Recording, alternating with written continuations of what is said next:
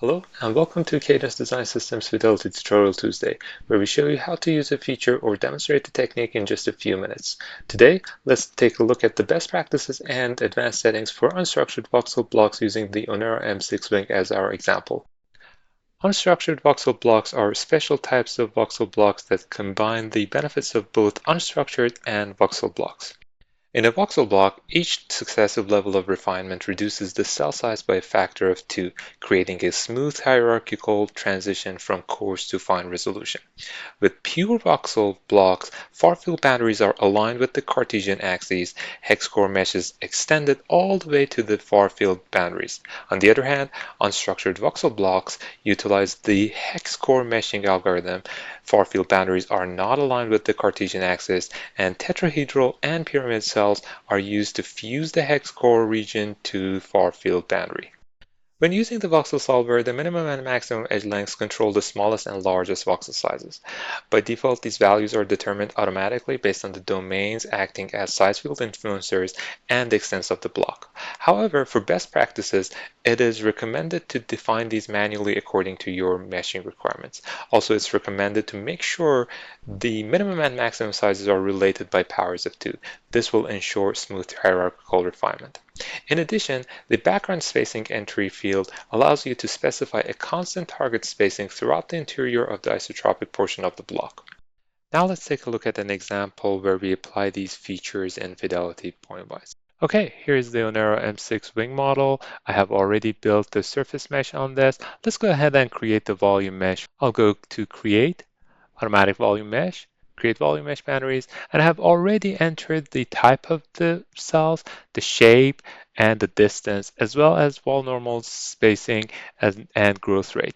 Now, also, I have the option to populate volume mesh on command completion. Now that the block is initialized, let's go ahead and examine the cell type. Okay, AVM is very robust and has created my voxel layers. However, if I zoom in here near the leading edge, I see these islands that I talked about earlier generated because I have not specified the minimum voxel size. Now, also if I zoom out, I see that the voxel cells did not have enough room to extend all the way closer to the far field boundaries. So for us to know what those minimum and maximum edge values are, we need to examine the edge length. So one suggestion for minimum voxel length would be if I average the T-Rex front edge length. So if I go around my boundary layer T-Rex and look at this location, an average edge length here, that would be a good value for my minimum edge length. For me, that is about 7 millimeters.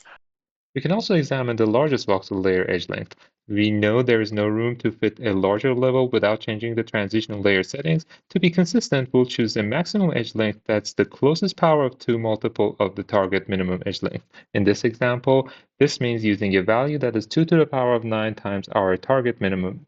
In the Advanced tab, I'm putting 7 millimeters for the minimum edge, and for the maximum edge, I am going to make sure that this is to the power of 9 multiplied by 7, and for the background spacing, I want this value to be something between 30 to 50% bigger than my maximum edge.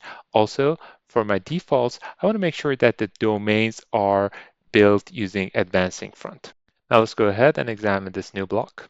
By applying the best practices in the advanced settings, we eliminate the over-refined island seen earlier and achieve a more uniform far field mesh. If you like this video, be sure to click the thumbs up button or subscribe to our channel for more videos like this. If you have any questions, comments, or suggestions, drop us a line below or connect with us via LinkedIn, which is linked in the description. Thank you all and have a pleasant Tuesday.